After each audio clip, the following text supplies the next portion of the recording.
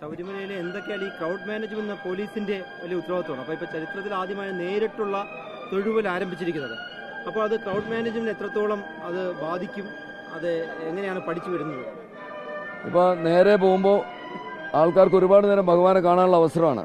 നമ്മൾ പരമാവധി ഭക്തർക്ക് കൂടുതൽ ഭഗവാനെ കാണാനുള്ള അവസരം ഉണ്ടാക്കണം എന്നുള്ളതാണ് ഞങ്ങളുടെ എല്ലാവരുടെയും ലക്ഷ്യം. മുമ്പ് അവിടെ നിന്ന് ഇങ്ങനെ സൈഡിൽ നിന്ന് വരുമ്പോൾ ഒരു ഗ്ലിംസ് മാത്രം കിട്ടുന്നത് ഇപ്പോൾ കുറച്ച് നേരം കണ്ടു തൊഴാനുള്ള അവസരം കൊടുക്കാനുള്ള ശ്രമമാണ്.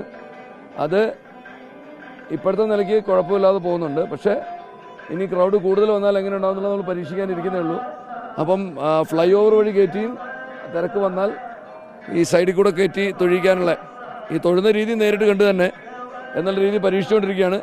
വിജയിപ്പിക്കാൻ പറ്റുമെന്നാണ് വിശ്വാസം.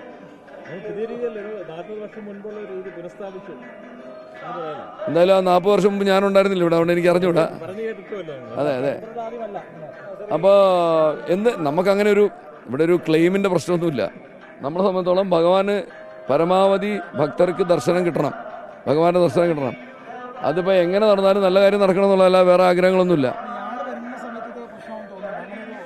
അല്ല, അതായത് നമ്മൾ കഴിഞ്ഞ സീസണിൽ നമ്മൾ നോക്കിയപ്പം ഇത്രയും തിരക്ക് വന്നിട്ടും ഏകദേശം 10 ലക്ഷത്തോളം ആൾക്കാർ കൂടുതൽ വന്നിട്ടുണ്ടെന്നാണ് നമ്മളെ കണക്കൂട്ടൽ. വന്നിട്ടും നമുക്ക് ഫ്ലൈ ഓവർ നിറയേണ്ട ഒരു സാഹചര്യം ഉണ്ടായിട്ടില്ല.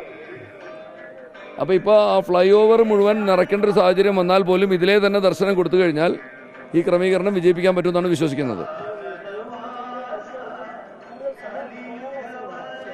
എല്ലാവർക്കും പരമാവധി തൊഴാനുള്ള, അത് കഴിഞ്ഞ് സിവിൽ ദർശനക്കാരെ അതിന് മുമ്പിലുള്ള ക്യൂവിൽ വഴി വിടുക. അപ്പോൾ ഇനി ഒരു പ്രാവശ്യം തൊഴുതിന് എത്ര പ്രാവശ്യം വേണമെങ്കിലും നമ്മൾ പരമാവധി ദർശനം കൊടുക്കുക എന്നുള്ളതാണ് നമ്മുടെ ചുമതല. അങ്ങനെ ചെയ്യാനായിട്ടുള്ള ഏർപ്പാടാണ് ഇപ്പോൾ നോക്കുന്നത്.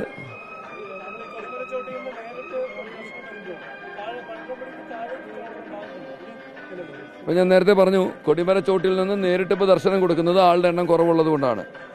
കൊടിമര ചോട്ടിൽ നിന്ന് മറിച്ച് ദർശനം കൊടുക്കാവുന്ന വഴി എന്ന് പറഞ്ഞാൽ ഫ്ലൈ ഓവർ വഴി കയറ്റിയിട്ട് വീണ്ടും കൊടിമര ചോട്ടിൽ എത്തിച്ചിട്ട് കയറ്റി വിടുക എന്നുള്ളതാണ്. അപ്പം താഴെയുള്ള ക്രൗഡിനെ ബാധിക്കുന്നില്ല. ഇപ്പോൾ കൊടിമര ചോട്ടിൽ നിന്ന് നേരിട്ട് ദർശനം കൊടുക്കുമ്പോൾ വരുന്നൊരു ബുദ്ധിമുട്ടെന്ന് പറഞ്ഞാൽ ഇവിടുത്തെ ക്രൗഡ് മൂവ് ചെയ്താലേ 18-ാം പടി കയറാൻ പറ്റുള്ളൂ എന്നുള്ള സ്ഥിതി വരും. ഫ്ലൈ ഓവർ വഴി കയറ്റിയാൽ ആ പ്രശ്നം വരുന്നില്ല. അപ്പോൾ അത് നാളെ രാവിലെ അതും പരീക്ഷിക്കാൻ തീരുമാനിച്ചിട്ടുണ്ട്. ഇത് രണ്ടും കൂടെ ചെയ്തു കഴിഞ്ഞാൽ മിക്കവാറും ഈ പദ്ധതി വിജയിക്കുമെന്നാണ് പ്രതീക്ഷിക്കുന്നത്.